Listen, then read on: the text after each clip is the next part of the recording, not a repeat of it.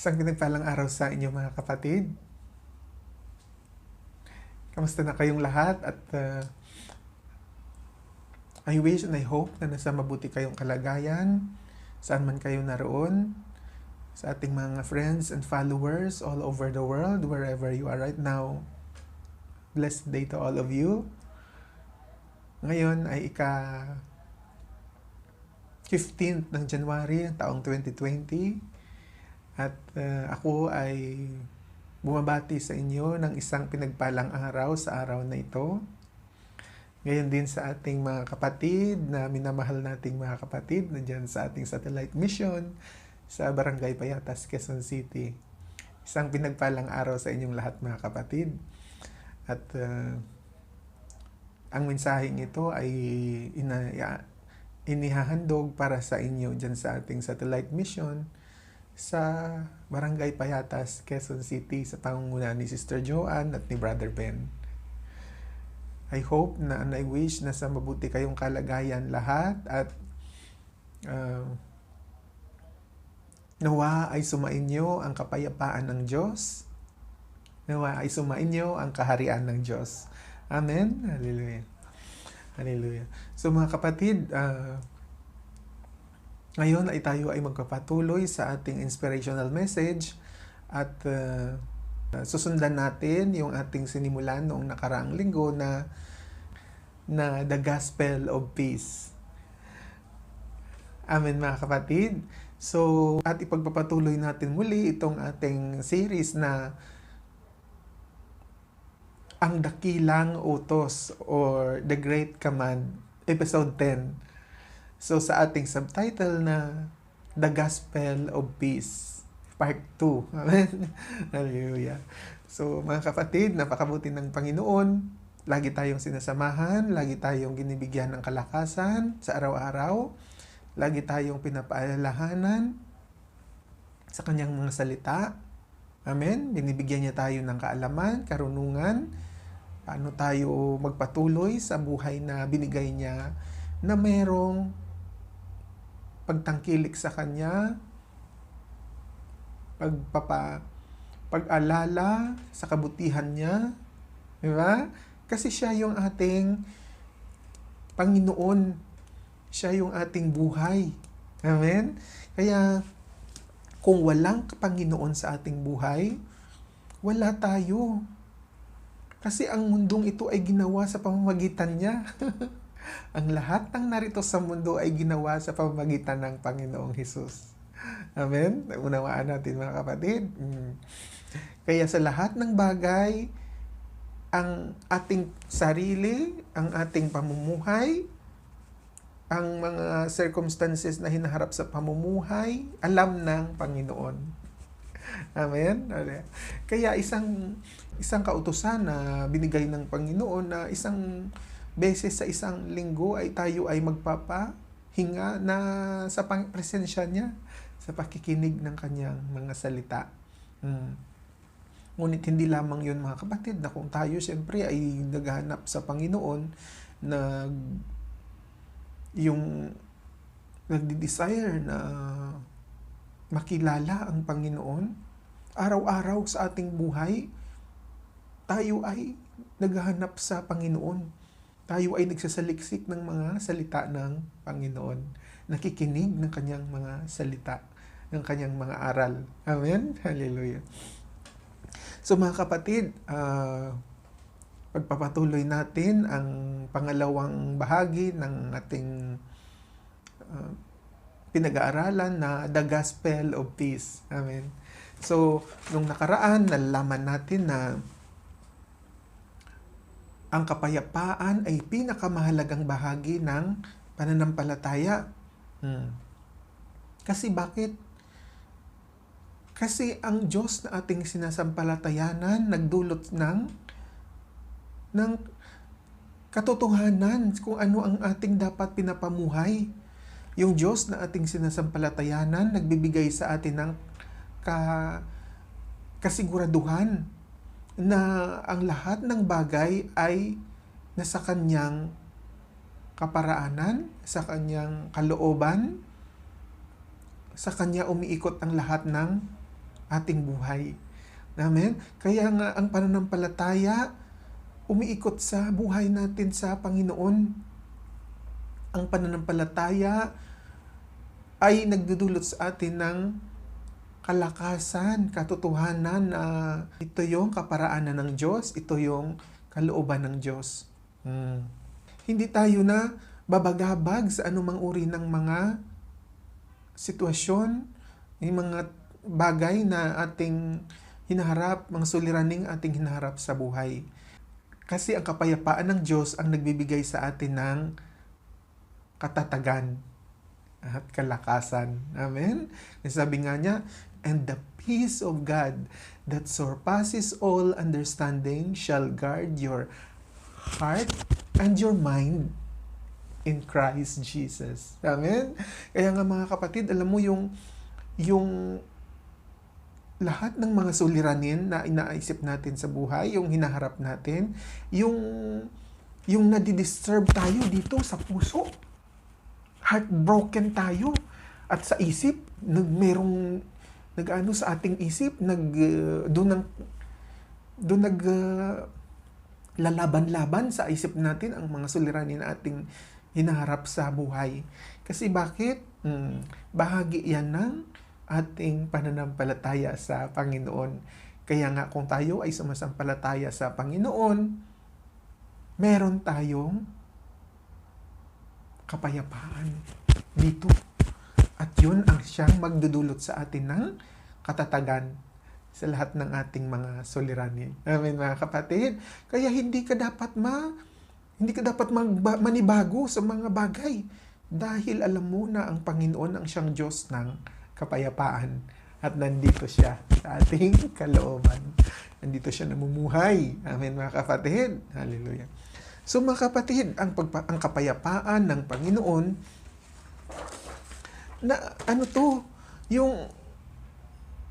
it is associated with sinatawag na yung pakikisama, pakikipagkaibigan, yung salitang kapayapaan ay na-associate or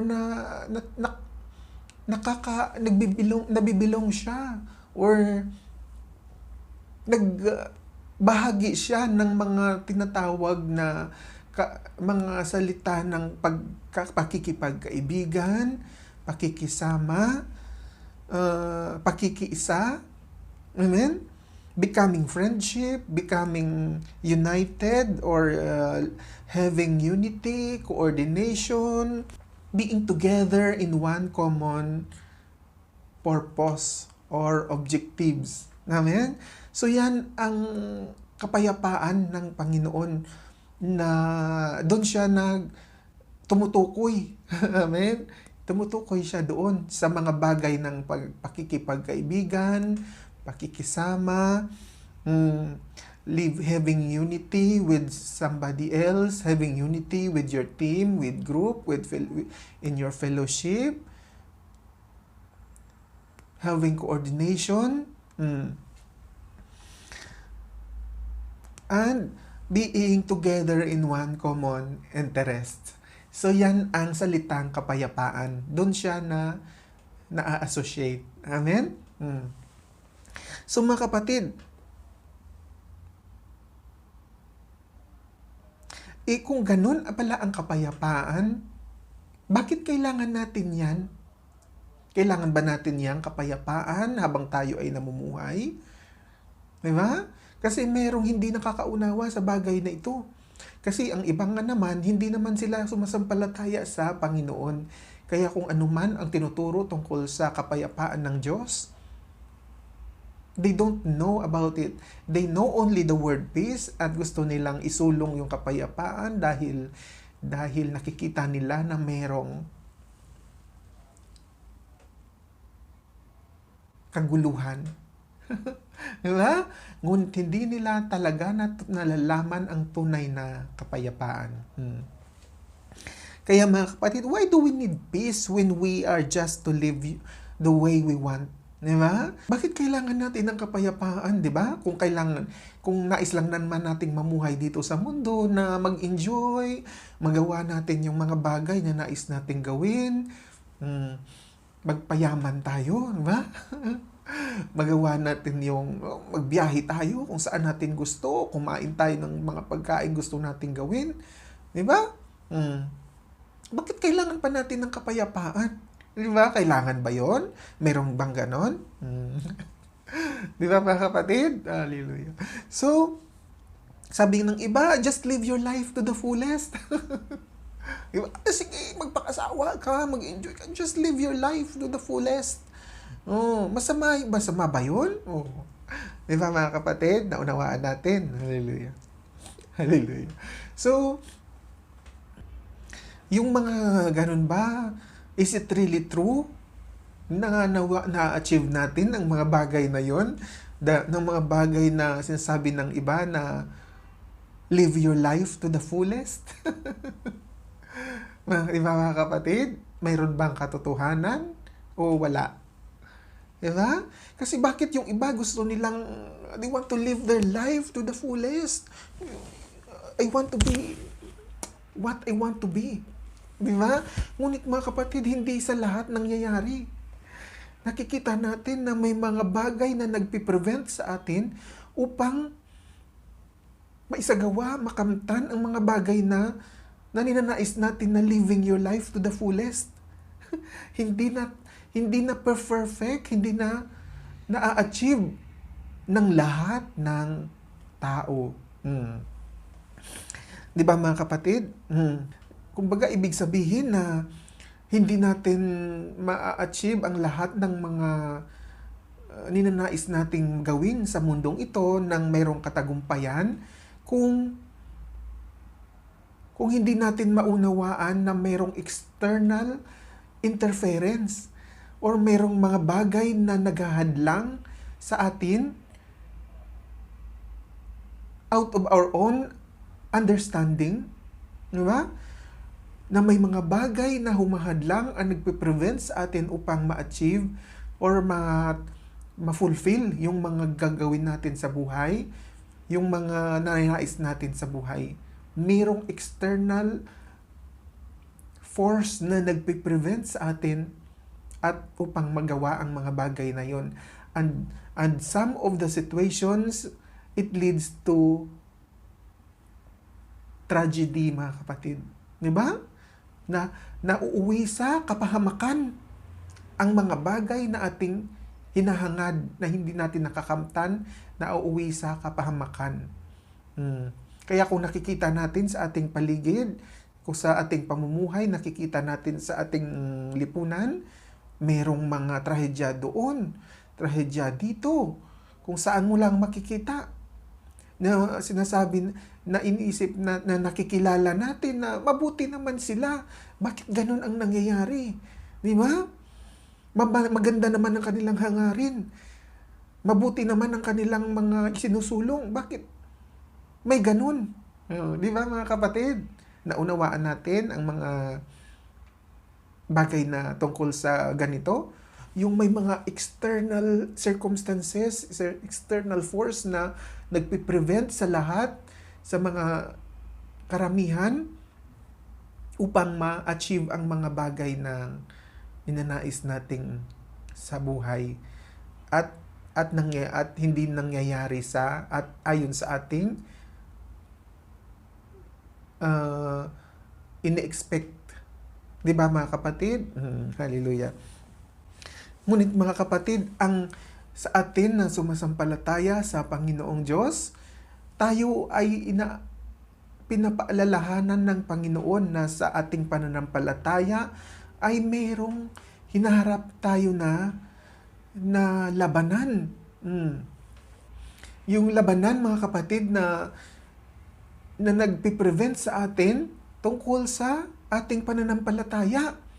Yung labanan ng pagsubok ng katotohanan sa ating pananampalataya sa Panginoon. 'Di ba? Kasi kung ang pananampalataya na nais ng Panginoon sa atin ay pag sinabi ng Panginoon na ito mangyayari ang bagay na to, ito gagaling ka, ito bibigyan kita ng kayamanan, ito you will prosper. Ang katotohanan pag sinabi ng Panginoon mga kapatid ay mangyayari. Subalit ang tanong sa pananampalataya natin, iniisip ba natin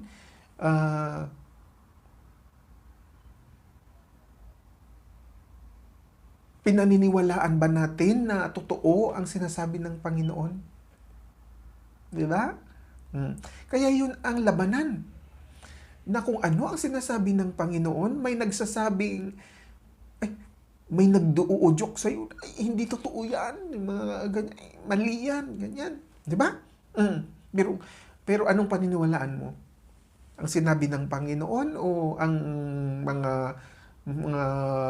nandito sa isip mo, yung naglalaban-laban dyan na walang katotohanan? Mga ganyan, mga kapatid.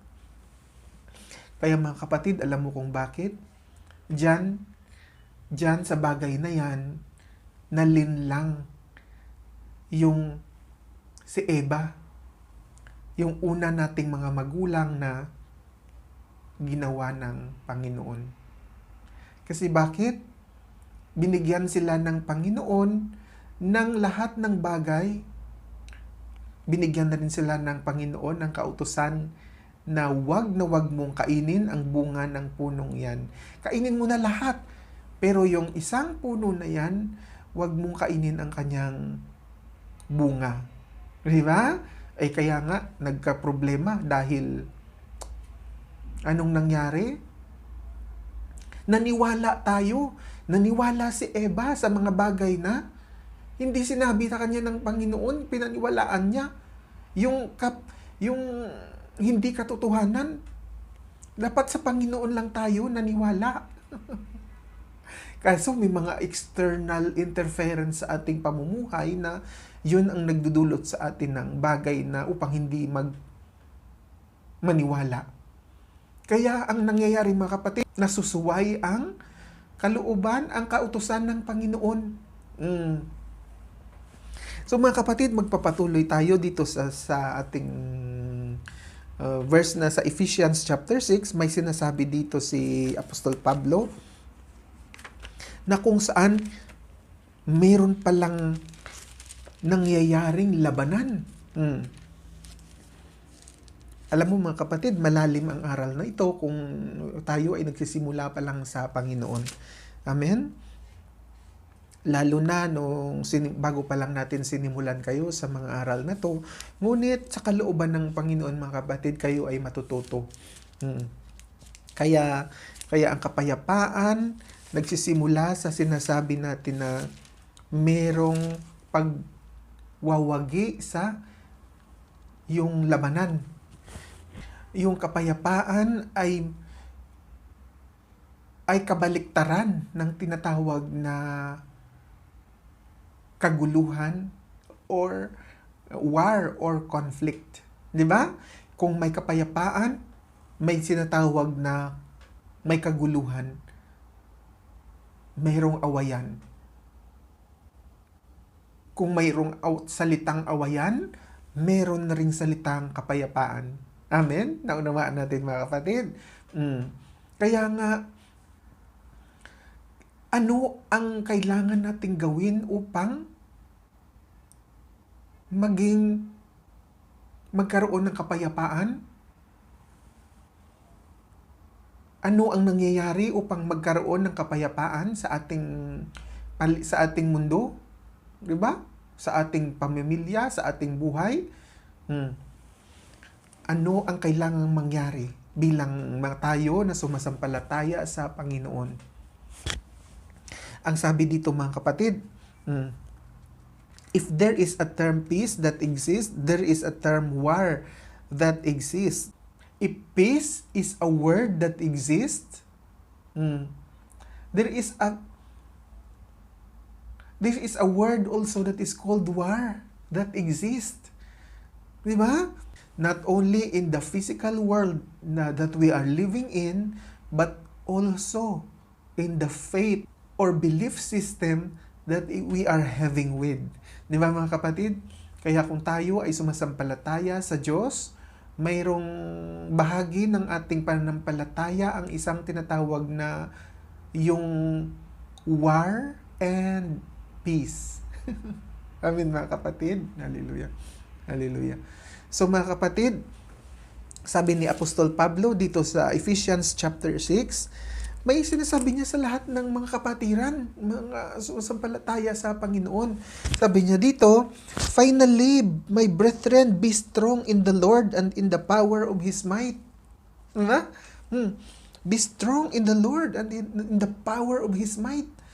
Makapangyarihan at kalakasan ng Panginoon. Put on the whole armor of God that you may be able to stand against the wiles of the devil. For we wrestle not against flesh and blood, but against principalities, against powers, against the rulers of the darkness of this world, against spiritual wickedness in high places. Wherefore, take unto you the whole armor of God, that you may be able to withstand in the evil day. And having done all, to stand. Stand therefore, having your loins girt about with truth, and having on the breastplate of righteousness, and your feet shod with the preparation of the gospel of peace. Above all, taking the shield of faith, wherewith you shall be able to quench all the fiery darts of the wicked. And take the helmet of salvation and the sword of the Spirit, which is the Word of God. Amin, mga kapatid, naunawaan natin. Ito, mga kapatid, ay sinasabi ni Apostol Pablo na merong nangyayaring labanan at sinasabi niya, we wrestle not. Sabi niya, sa verse 12, sapagkat ang ating pakikibaka ay hindi laban sa laman at dugo. Kaya mga kapatid, yung kaaway mo, hindi yung kasamahan mo sa church. Yung kaaway mo, hindi yung kapatid mo sa fellowship. Hindi yun. Kaya, huwag kayong makipag-away, huwag kayong mag-away-away. Yung kaaway mo, hindi yung kapatid mo doon sa kabilang ministry, sa kabilang church. Ang sabi niya dito, mga kapatid, sapagkat ang ating pakikibaka ay hindi laban sa laman at dugo, kundi laban sa mga pamunuan, laban sa mga makapangyarihan, laban sa mga namamahala sa kadilimang ito. Sa sanglibutan, 'di ba? Laban sa mga ukol sa espiritu ng kasamaan sa mga dakong kaitaas. Sa mga dakong kaitaasan. Yun ang labanan doon, mga kapatid. Yung diablo na nag-uudyok ng pakikipaglaban, nakikita ba natin siya? Hindi. Kasi nasa espiritu. Yung masamang espiritu. Yung diablo, yun ang sinasabi ni Apostol Pablo, yung tinutukoy niya dito. Saan? Ukol sa espiritu ng kasamaan sa dakong kaitaasan. 'Di ba? Yun ang labanan, mga kapatid, nandun ang laban. Kaya hindi tayo nakikipaglaban sa ating mga kapatid, kapamilya, kapitbahay, kung sino-sino man. Ay tayo ay mga magkapatid sa Panginoon. Naunawaan natin, mga kapatid. So doon tayo natututo sa kung ano yung mga sinasabi ng Panginoon. Kaya nga sabi niya dito, tinuturuan tayo na sabi niya, magbihis kayo ng buong kagayakan ng Diyos upang kayo'y magsitibay laban sa mga lalang ng diablo. Diba? Kaya tinuruan tayo dito tungkol sa ano ang ating mga sandata tungkol sa labanang ito. Ano ang mga sandatang ating bitbit? Kaya yung sabi niya rito, mayroon tayong whole armor of God. whole armor of God. Amen? Ang sabi niya, having your loins girt about the truth, yung katotohanan. Yung ating bewang daw, bigkisin natin ng katotohanan tungkol sa katotohanan ng mga salita ng Panginoon.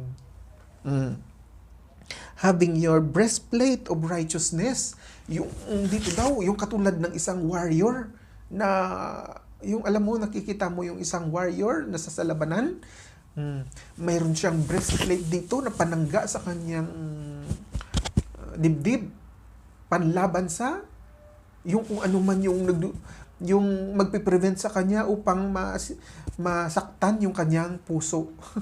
Amen? Mga kapatid, ngayon din yung kanyang mga panyapak na merong kapayapaan.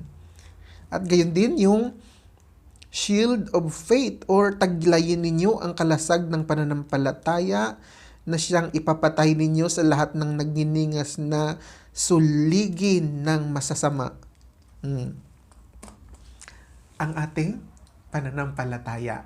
Yun, mga kapatid, ang ating pasandata sa mga panglilinlang ng dyablo.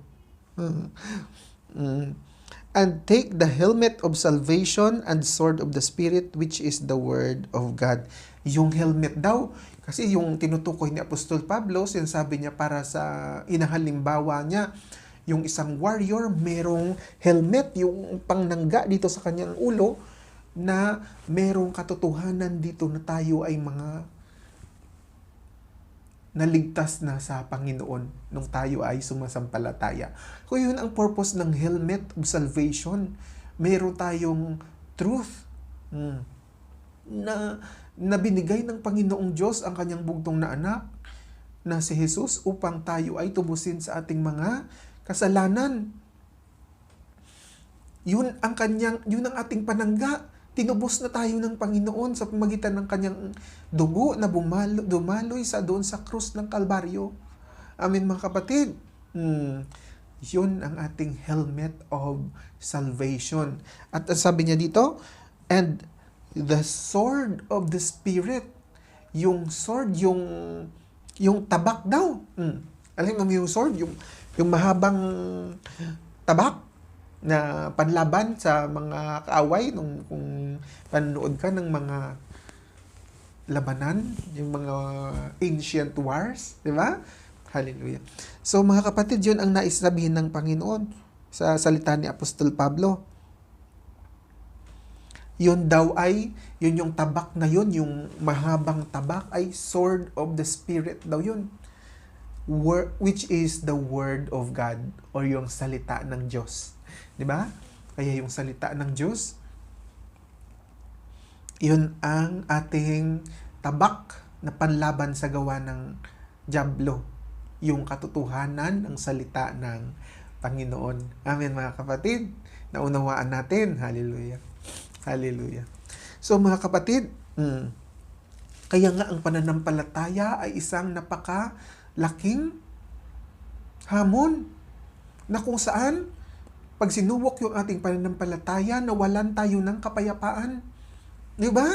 At kung tinuturo ni Apostol Pablo na mayroong labanan tulad ng ganito, ukol sa pananampalataya, paano tayo magkaroon ng kapayapaan? Di ba?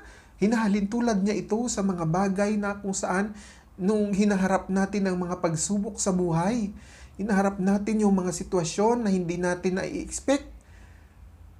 At yung pananampalataya na yun ay, mga kapatid, nilalabanan natin ang mga bagay ng pagsubok at tayo ay magwawagi sa labanan na yun, mga kapatid. Naunawaan natin?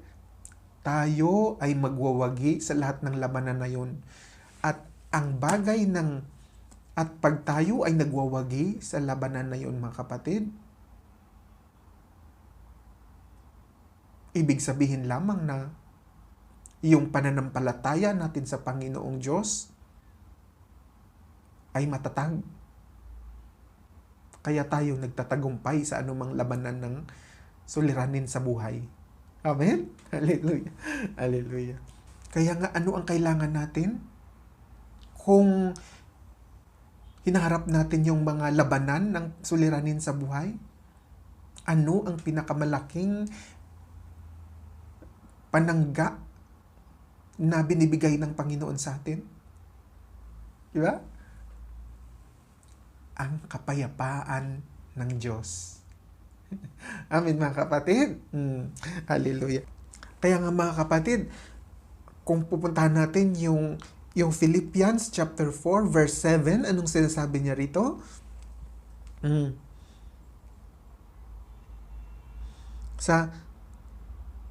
Sa chapter 6, mga kapatid, be careful for nothing, but in everything by prayer and supplication with thanksgiving, let your requests be made known to God.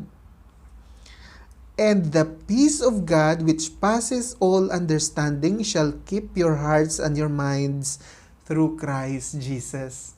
Amen, mga kapatid. Kaya, yun ang pinakamalaking hamon ng ating pananampalataya sa mga suliranin na ating hinaharap sa buhay. Kaya pinapaalalahanan tayo ng Panginoon na sa salita ni Apostol Pablo dito sa Philippians, sabi niya, huwag kayong mangbalisa sa anumang bagay. Diba? Hallelujah.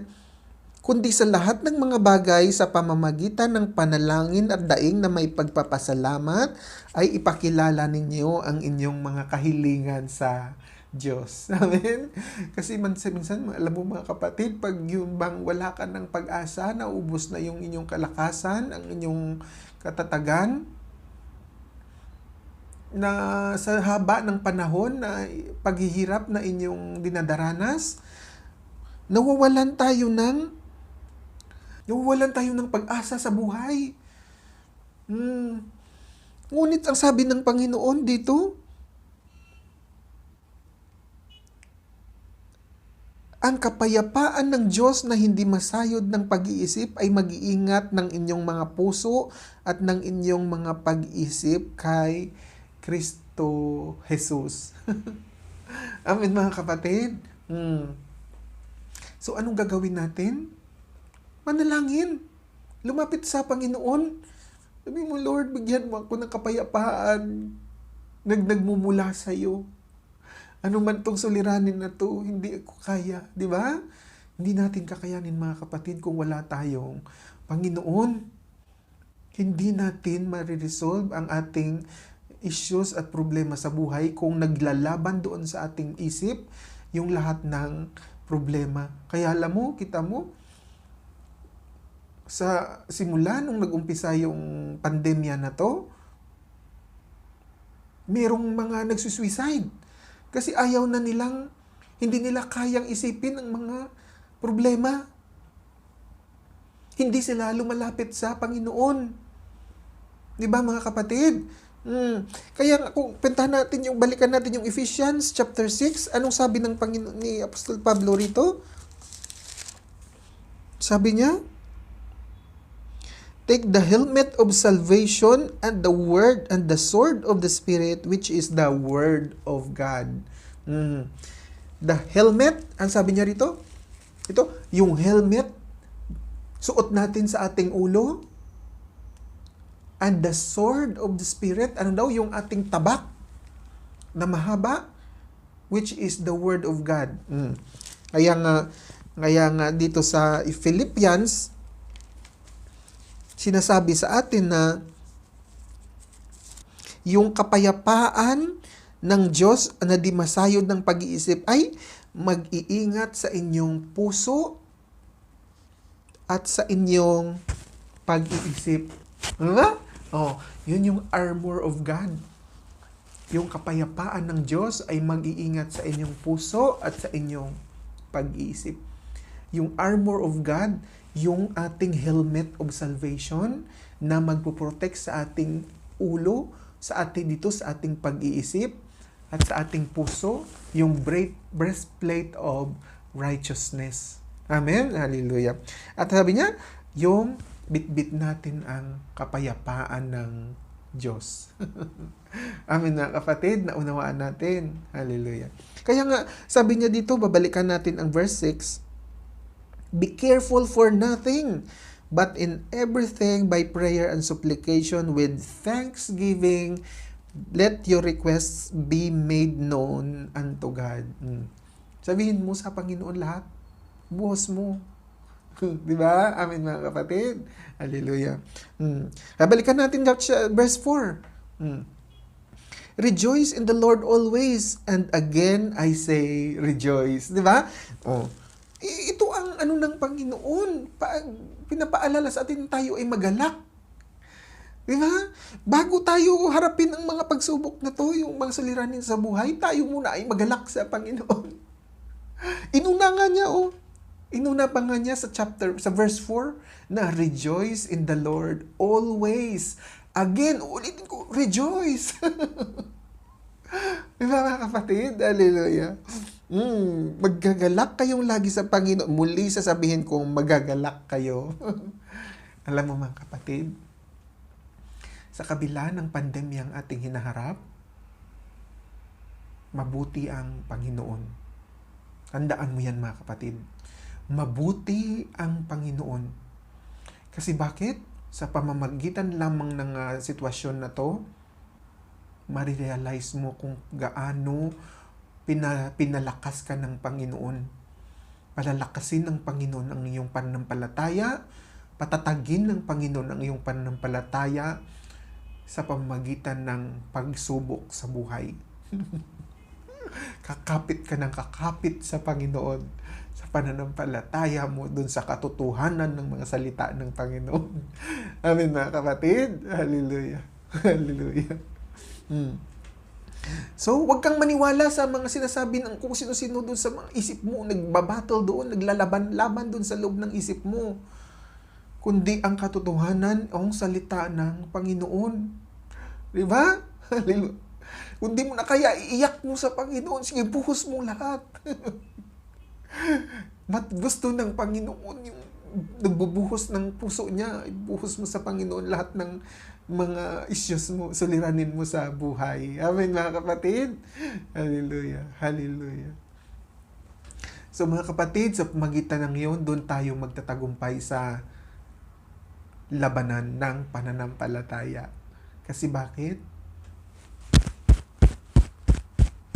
Yung Panginoon na ating sinampalatayanan nandito, siya yung nagdulot sa atin ng kapayapaan.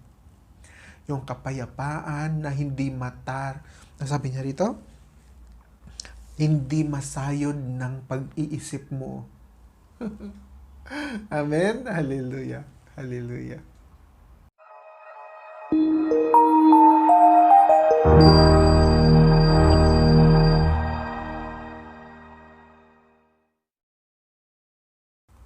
Kaya mga kapatid, dito sa John chapter 10 verse 10, kung meron kang aklat, buksan natin sa John chapter 10 verse 10. Sinasabi dito ni Apostol John, sabi niya, the thief comes not but to steal, to kill, and to destroy. I come that they may have life, and that they might have it more abundantly. Amen mga kapatid. So, ito pala yung labanan na ating hinaharap ay meron tayong kaaway na yung magnanakaw. Yung labanan ng ating pananampalataya, mga kapatid, sa Panginoon, meron tayong kaaway. Kaya nga, lagi tayong matapang, malakas sa Panginoon. Sabi niya rito, meron tayong kaaway na magnanakaw, pumapatay at pumupuksa. Hindi pumaparito ang magnanakaw, kundi upang magnakaw at pumatay at pumuksa. Ako'y naparito upang sila'y magkaroon ng buhay at magkaroon ng kasaganaan nito, sabi ni Jesus. Di ba? Alam ni Jesus yung nangyayari. Kaya nga tinuturuan tayo kung sino yung ating kalaban. Di ba? Kaya nga, alam mo, nais mong gawin ang mga bagay na to, Nais mong mag-enjoy sa buhay? Nais nilang mag-enjoy sa pamumuhay at sa lahat ng gusto nilang maging masaya. Ngunit hindi ng karamihan, hindi nila na-achieve, hindi natutupad, hindi nila nasagawa. Kasi bakit? Merong magnanakaw, mayroong pumapatay at pumupuksa. At yun ang diablo. 'Di ba? Kaya saan tayo? Saan tayo kakapit mga kapatid? Tayo ay magpakatatag sa Panginoon. Amen? Hallelujah. Hallelujah. So nais ng Panginoon Jesus na tayo ay lumapit sa Kanya. Magsampalataya sa Kanya ng malalim, matatag, matibay. Kasi dumating siya upang bigyan tayo daw ng buhay. Bibigyan tayo ng kasaganaan, kagalakan, kapahingahan. Di ba? Kalakasan sa araw-araw. Amen mga kapatid. Doon tayo nanghuhugot ng kalakasan sa Panginoon. Kaya kung tayo ay may Jesus Christ, tayo ay tagumpay sa lahat ng uri ng suliranin. Kasi tayo ay may kapayapaan sa ating kalooban. Amen mga kapatid, naunawaan natin. Hallelujah. Hallelujah. Ito pa, sabi pa ni Apostol Pedro, dito sa 1 Peter chapter 5 verse 8. Sabi ni Apostol Pedro, 1 Peter chapter 5 verse 8. Kung meron kang aklat, buksan mo sa 1 Peter chapter 5 verse 8.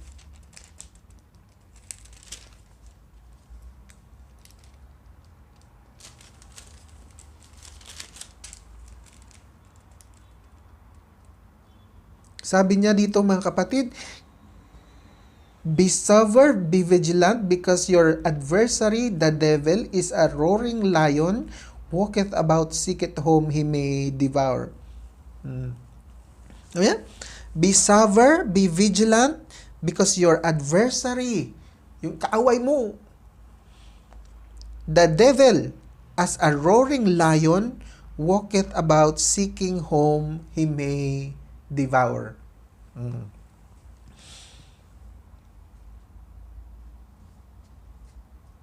Nasa inyong, sabi niya, kayo'y maging mapagpigil, kayo'y maging mapagpuyat, at inyong kalaban na diablo na gaya ng liyong umuungal ay gumagala na humahanap ng masisila niya. Amin mga kapatid, naunawaan natin kung ano yung ating kaaway, yung diablo. Kaya nga napakahirap na kung walang Panginoon, tignan mo yung walang mga Panginoon, anong nangyayari? Yung walang pagpapasakop sa salita ng Panginoon, kundi anong nangyayari sa palibot natin? Yung mga krimen, yung mga trahedya, lahat ng uri ng karahasan ay nandun. Kasi bakit? Hindi nagpapasakop sa salita ng Diyos. Hindi lumalapit sa Diyos. Naunawaan natin mga kapatid, yun ang ating labanan. Na kung tayo ay binigyan ng Diyos ng pananampalataya, yung pananampalataya natin ay patuloy nating pag-igihin, palakasin, patibayin. Hindi katulad ng iba na party dito, party doon, lasing dito, lasing doon. Di ba? Kung ano-anong mga bagay na hindi ayon sa kautusan ng Diyos, mga bagay na pinagbabawal ng Diyos. Hindi tayo ganun mga kapatid. Nasa Panginoon na tayo. Amen? Hallelujah. Hallelujah. Upang maging matagumpay tayo sa pamumuhay, ayon sa sinasabi ng Panginoong Hesus, dumating siya upang tayo ay magbigyan niya tayo ng buhay, kagalakan, kapayapaan, kapahingahan sa pamagitan lamang ng Panginoong Hesus. 'Di ba? Kaya paano mo matagumpayan ang mga suliranin sa buhay? Sa pamagitan ng Panginoong Hesus. Amen? Hallelujah. Hallelujah.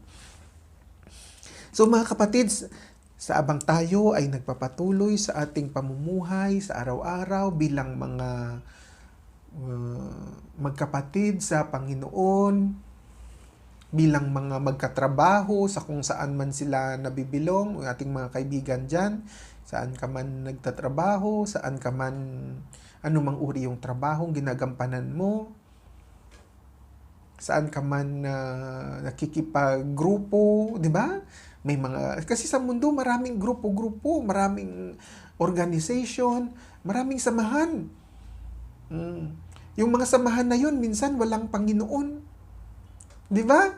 Mabuti ang lahat ng samahan kung nasa Panginoon, pumapagitna ang Panginoon doon sa kanilang samahan. O sa mga individual, sa mga samahan din natin, ng mga individual natin, yung samahan natin doon sa ating mga katrabaho. Di ba? Kasi isang grupo kayo, isang departamento, ganyan. Yan ang samahan o fellowship nyo. Nasa gitna ba ng samahan ninyo sa grupo nyo, sa trabaho, nandun ang Panginoon. Di ba mga kapatid? Hallelujah. Hallelujah. So mga kapatid, kailangan natin yan upang tayo ay maging mamuhay ng merong pagkakaisa at pag-uunawaan. Amen na unawaan natin mga kapatid. Hallelujah. Hallelujah. Kaya nga kung pupuntahan natin yung aklat ng Romans, may sinulat dito si Apostol Pablo. Sa Romans chapter 12 verse 14. Sa Romans chapter 12. Sabi niya rito mga kapatid, para sa mga magkapatiran to, sa mga fellowship ninyo, pakikisama, ugnayan, di ba? Kahit sa loob ng pamamahay. Di ba mga kapatid, naunawaan natin kung paano kayo nagkikipag-banding ng mga pamilya. Naunawaan natin mga kapatid. Hallelujah. Hallelujah.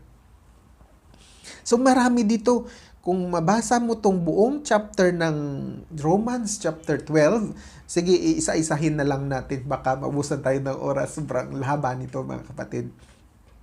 Bilang mga magkapatid tayo sa Panginoon, tulad niyan, isang grupo kayo doon sa ating satellite mission diyan sa Barangay Payatas.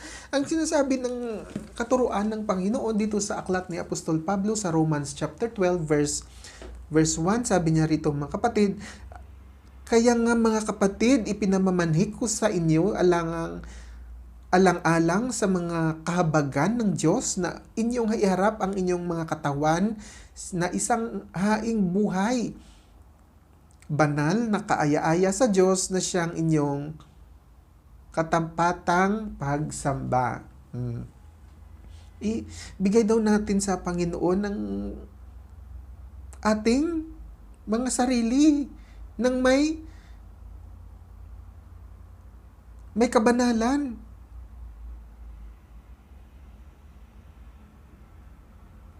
Sa ating pagsasama-sama, sa ating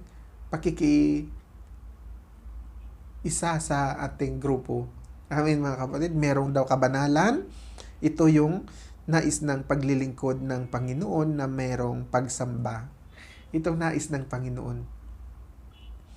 Sabi pa niya, at huwag kayong magsiayon sa sanglibutang ito, kundi mag-iba kayo sa pamamagitan ng pagbabago ng inyong pag-iisip upang mapatunayan ninyo kung alin ang mabuti at kaaya-aya at lubos na kalooban ng Panginoon. Hindi ka na tulad ng kung ano pang yung mga walang Panginoon. Hindi na yun yung ganyong yung pag-iisip. Ngunit ikaw ay may bago ng pag-iisip ayon sa mga kautusan, katuruan ng Panginoon. Sabi pa niya rito mga kapatid, sapagkat tayo ay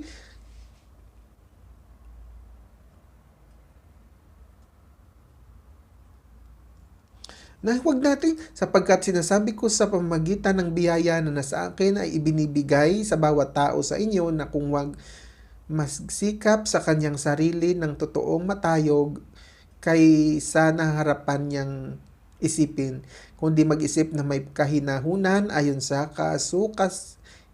kasukatan ng pananampalataya na ibinabahagi ng Diyos sa bawat isa. So, wag natin daw ituring yung iba, yung mga kasamahan natin na mataas tayo, nakakahigit tayo. Hindi na, turing natin sila na katulad rin natin. Di ba? Magpakababa tayo, magpakumbaba tayo sa bawat isa. Amen? Hallelujah. Hallelujah. Sapagkat tayo ay, sabi niya, kung paanong sa isang katawan ay mayroong tayong maraming mga sangkap at ang lahat ng mga sangkap ay hindi pareho ang gawain. So, ganyan sa loob ng fellowship, sa loob ng ministry. Maiba-iba ang ating mga biyaya na pinagkaloob ng Panginoon. Ngunit tayo ay iisang katawan sa Panginoong Hesus. Amen mga kapatid. So, sabi pa niya rito, ang pag-ibig ay maging walang pagpapaimbabaw, kapuotan ninyo ang masama, makisanib kayo sa mabuti. Sa pag-ibig sa mga kapatid ay magmamahalan kayo, sa kapurihan ay ipagpauna ng isa't isa ang iba. So, yung ganyan. Dahil iniibig mo ang iyong kapwa na gaya ng iyong sarili, magbigay daan ka sa isa. Magpaimbabaw. Yan ang nais ng Panginoon sa ating fellowship. Tapos sabi niya rito, huwag ng mga tamad sa pagsusumikap, maninga sa espiritu, mapaglingkod sa Panginoon. Amen mga kapatid. Hallelujah. So sabi pa niya rito, magagalak sa pag-asa, magmatiisin sa kapaghatian, magmatyagaan sa panalangin. Hallelujah. Hallelujah. So, lagi tayong, di ba? Bawat Sabado, tayo ay nagkikita-kita, nagsasama-sama dyan sa ating fellowship, tayo ay nagpapalanginan sa isa't isa. Amen mga kapatid. Hallelujah. Mga kaisa kayo ng pag-iisip, huwag ninyong ilagak ang inyong pag-iisip sa mga bagay na kapalaluan, kundi makiayon kayo sa mga bagay na may kapakumbabaan. Huwag kayong mga pantas sa inyong sariling mga haka. Huwag kayong bayad sa kaninuman ng masama sa masama. Isipin ninyo ang mga bagay na kapuri-puri sa harapan ng lahat ng tao. So, di ba? Do not, sabi niya, recompense to no man evil for evil. Di ba? Huwag mong gawin ng masama yung gumagawa sa'yo ng masama. Sabi ng Panginoon, panalangin mo yung mga gumagawa sa'yo ng masama. Amen mga kapatid. Kaya sa mga bagay na yun, doon mo masasagawa yung matutupad yung kautusan ng Panginoon na ibigin mo ang iyong kapwa na gaya ng iyong sarili. Amen mga kapatid. Naunawaan natin. Hallelujah. Hallelujah. So kaya nga dito, sabi pa niya rito, sa lahat ng aral na binasa natin, ano ang sabi niya sa kaduluduluhan? Na kung maari, ayon sa inyong makakaya, ay magkaroon kayo ng kapayapaan sa lahat ng mga tao. Di ba? Hallelujah. So yun mga kapatid, tayo ay hinihimok ng Panginoon na habang tayo ay nakikisama, nakikifellowship sa bawat isa, ayon sa mga kautusan ng Panginoon, tumutupad sa kalooban ng Panginoon, na isasagawa natin ang mga mabuting bagay at hinihimok tayo ng Panginoon na sa pamagitan ng yon, namumuhay tayo ng merong kapayapaan sa bawat isa at sa lahat ng uri ng tao. Kasi bakit? Hindi natin sila inaalipusta, hindi natin sila minamaliit, hindi natin sila niyuyurakan, kasi kapatid natin sila sa Panginoon. Amen mga kapatid. Hallelujah. Hallelujah. Naunawaan natin. Hallelujah. So tayo ay mga anak ng Diyos. O, anak ka ba ng Diyos? Sabihin mo, anak ako ng Diyos. Anak ako ng Diyos. Sabihin mo. Di ba? Oh, hallelujah. Hallelujah. So mga kapatid, punta tayo rin sa Romans chapter 14. Pag binasa mo yung Romans chapter 14, ganun din.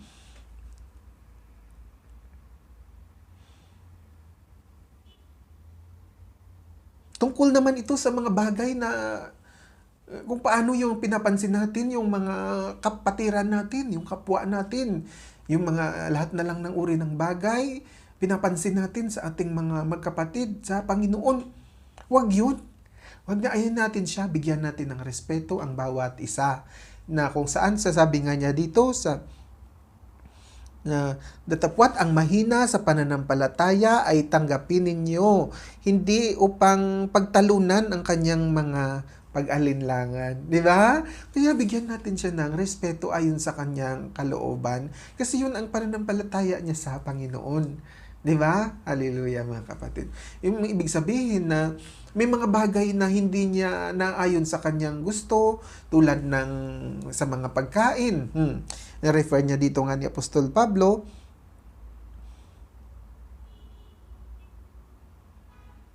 tungkol sa mga bagay at sa mga pagkain. Like for example, ayaw niyang maligo kasi nga pag mayroon siyang ganyan, o di ba? O so, bawal talagang maligo, o, hindi siya pwede. So, meron namang iba na hindi nila inaano yan, kino-consider yung ganyan, di ba? Merong iba na ayaw nilang kumain ng yung matataba kasi medyo alam mo na mahilig silang yung vegetables lang sila, di ba? Meron namang mga kapatiran na wala talaga silang pakialam basta mahalaga na may pagkain. Di ba mga kapatid? Hallelujah. Hallelujah. So, irespeto natin ang pagpapasya ng bawat isa, yung bawat kapatid. Siyempre matanda na yun. Kung baka ayaw na niyang kumain ng baboy o matanda na siya. Siyempre, masebo yun. Mamantika. So, gulay-gulay lang si sister. Naunawaan natin mga kapatid. So, hindi natin pwedeng i-judge yung kalooban ng bawat isa. Kasi pare-parehas lang tayong sumasampalataya sa Panginoon. Amen? Tungkol sa pagkain, tungkol sa mga araw. Siyempre, baka gusto ni sister, magpahinga talaga siya ng ganitong araw. Or anyway, kung siyempre, kung araw ng Sabado, dahil nga yun ang available na fellowship natin, kailangan mo talagang umattend. Hindi ka naman masasabi na hindi ka matatawag na fellowship kung nasa fellowship ka, kung hindi ka maka-attend, di ba? So, attend ka talaga. Pero may mga ibang araw na mahalaga din sa bawat kapatid na meron silang ginagawa na mas mahalaga sa tingin nila ay ayon sa pananampalataya sa Panginoon. Diba? So, ibigyan natin siya ng respeto. Hallelujah. Amen mga kapatid. Naunawaan natin. Hallelujah. So, sabi niya dito,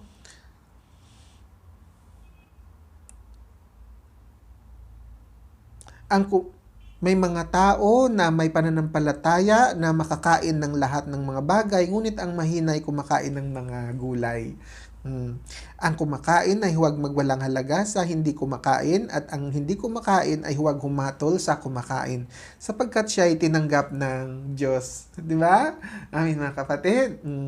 Huwag tayong humatol sa kung ano ang nais ng ibang kainin. Di ba? Kasi kain ka lang kung available lang dyan at kung hindi siya available, bigyan natin siya ng ibang makakain. Amin mga kapatid. Naunawaan natin. Hallelujah. So, may nagmamahal sa isang araw, ang higit ay kaysa iba. May ibang nagmamahal sa bawat araw, bawat isa ay magtibay sa kanyang sariling pag-iisip. Ang nagmamahal sa araw ay nagminamahal ito sa Panginoon at ang kumakain ay kumakain sa Panginoon sapagkat siya ay nagpasalamat sa Diyos at ang hindi kumakain ay hindi kumakain sa Panginoon at nagpapasalamat sa Diyos. So lahat ng yun, uri ng pagkain, kung kakainin man niya, mayroong pagpapasalamat sa Diyos. So, hindi siya natin pwedeng hatulan. Amen, mga kapatid. Hallelujah. Hallelujah. Sapagkat ang sinuman sa atin ay hindi nabubuhay sa kanyang sarili. At sinuman ay hindi namamatay sa kanyang sarili. Oh, di ba? Tayo ay nagsasama-sama, nagfe-fellowship sa Panginoon. Hindi tayo nabubuhay para sa ating sarili, hindi tayo mamamatay para sa ating sarili. Sabi ni Apostol Pablo dito. Sabi pa niya rito, sapagkat kung nangabubuhay tayo sa Panginoon, tayo'y nangabubuhay. O kung nangamatay tayo sa Panginoon, tayo'y nangamamatay. Kaya't sa mabuhay tayo o sa mamatay man, tayo ay sa Panginoon. Naunawaan natin, mga kapatid. Hallelujah. Hallelujah. So, ang haba nito, mga kapatid.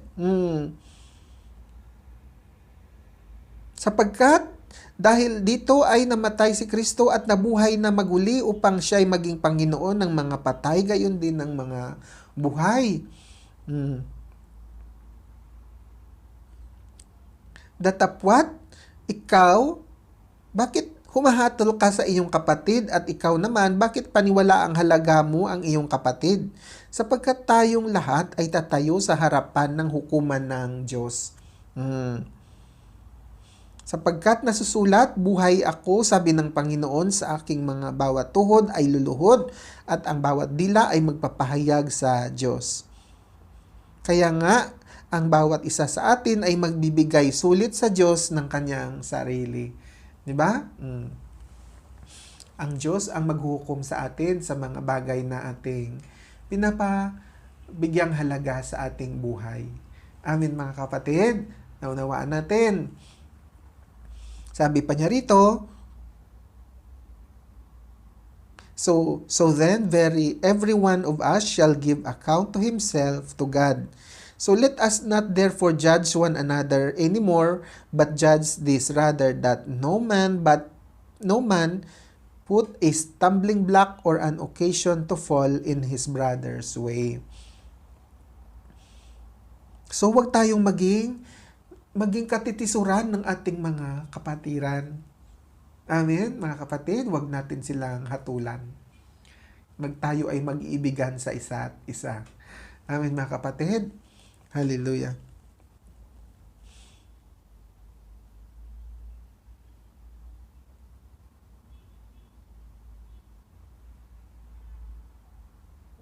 So, sabi niya dito, sapagkat sa ating pagkikiisa, sa ating pagsasama-sama, hindi sa pamagitan ng mga araw at pagkain, tayo ay nagkakaisa, kundi tayo nagkakaisa sa Panginoon. Di ba? Sabi niya rito, sapagkat ang kaharian ng Diyos ay hindi ang pagkain at pag-inom, kundi ang katuwiran at ang kapayapaan at ang kagalakan sa Espiritu Santo. Amen? Hallelujah. For the kingdom of God is not meat and drink, but righteousness and peace and joy in the Holy Ghost. Nanulawaan natin, mga kapatid. Hallelujah. Hallelujah.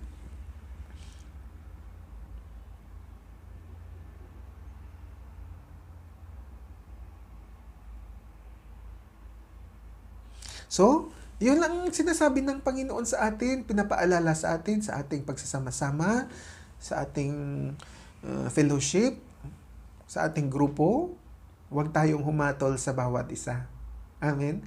Upang tayo ay mamuhay na mayroong pagkikibigan, pagkakaisa, pag-unawaan, mayroong kapayapaan. Naunawaan natin, mga kapatid. So, kung yan ang pursuit natin, yun yung ating linalalakaran, yun yung ating pinapamuhay, yung magkaroon tayo ng pakikisama sa bawat isa, kahit hindi man sa ating kagrupo, kundi sa ating mga komunidad, sa ating mga trabaho, di ba, mga kapatid? So, tayo ay mamuhay na mayroong kapayapaan. Kaya, ito nga, tingnan mo kung ang buong chapter 12 at chapter 14, ang hinihimok ni Apostol Pablo ay sinasabi, let us therefore follow after the things which make for peace and things wherewith one may edify one another. Amen? Sundin daw natin ang mga bagay na makapagpayapa at ang mga bagay na makipagpapatibay sa ating bawat isa. Amen? Hallelujah. Hallelujah. So mga kapatid, hallelujah, napakabuti ng Panginoon. 'Di ba? Na kaya mga kapatid, ano man ang suliranin inyong hinaharap, hindi sa fellowship, kung suliranin sa personal mong pangangailangan, personal mong problema, problema ng mga pamilya, mga kapatid, lapit tayo sa Panginoon. Amen? Hallelujah. Magpakatibay, magpakatatag sa Panginoon. Kaya nga, kung tayo ay nagpapakatibay at nagpapakatatag sa Panginoon, tinatangkilik natin ang Diyos na siyang may-ari ng ating buhay. Tinatangkilik natin ang katotohanan na siya yung Diyos na ating Diyos na makapangyarihan sa lahat. Mga kapatid, yung dulo nun, ang pinakaugat nun ay iniibig natin ang Diyos. Di ba? Tinatangkilik natin ang kanyang mga salita na mayroong katotohanan. Yun ang nagpapatatag sa ating pamumuhay, pananampalataya sa Panginoon. Kaya iniibig natin ang Panginoon. Natutupad natin ang unang utos. Na ibigin mo ang Diyos ng buong puso mo, buong pag-iisip, buong kaluluwa, at buong lakas. At ang pangalawa, ibigin mo ang iyong kapwa na gaya ng iyong sarili. Amen mga kapatid. Hallelujah. Hallelujah. So mga kapatid, kaya nga sa ating pakikiisa, ano ang paalala ni Apostol Pablo? Tayo ay mamuhay na mayroong kapayapaan. Sabi niya, sa bawat isa. So, pag yan ang ating layunin, sa ating fellowship, sa ating pamumuhay, sa trabaho, or saan man tayo napunta, saan man tayo grupo, merong yung nilalakaran natin ay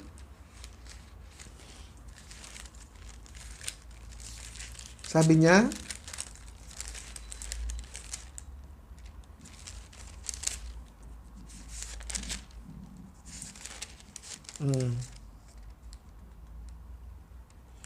kung maari, ayon sa inyong makakaya, ay magkaroon kayo ng kapayapaan sa lahat ng mga tao. Mamuhay kayo na merong kapayapaan sa lahat ng tao.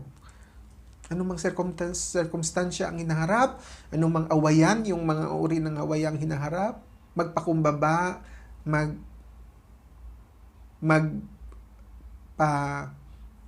magpatawad sa isa't isa upang kayo ay mamuhay sa kapayapaan ng Diyos. Amen? Hallelujah. Hallelujah. So, glory to God. Hallelujah. So, mga kapatid, so sa pamagitan ng yun, na ipapadama mo sa iyong kapatid na siya ay iyong iniibig.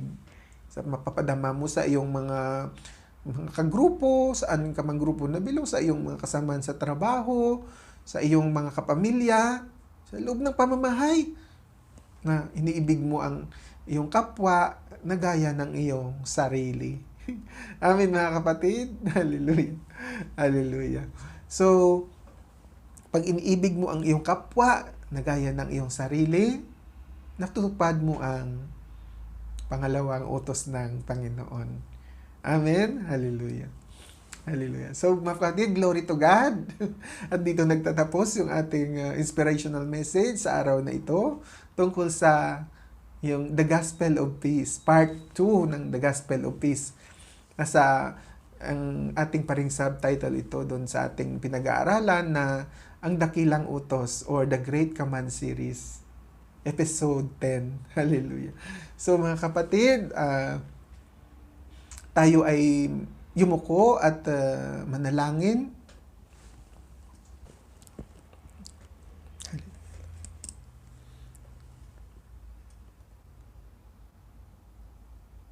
At sa ating mga friends and followers, wherever you are right now, we invite you to join us sa aming panalangin kung nais mo. At tayo lamang ay yumuko ng saglit. Bigyan natin ng daan ang Panginoon sa ating puso, sa ating isip. Sa saglit na katahimikan, damhin natin ang presensya ng Panginoon.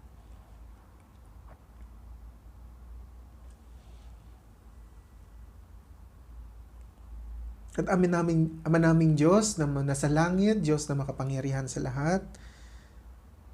Salamat Panginoon sa biyaya ng buhay. Salamat sa biyaya ng kalakasan sa aming katawan. Salamat sa kaligtasan ng aming kaluluwa.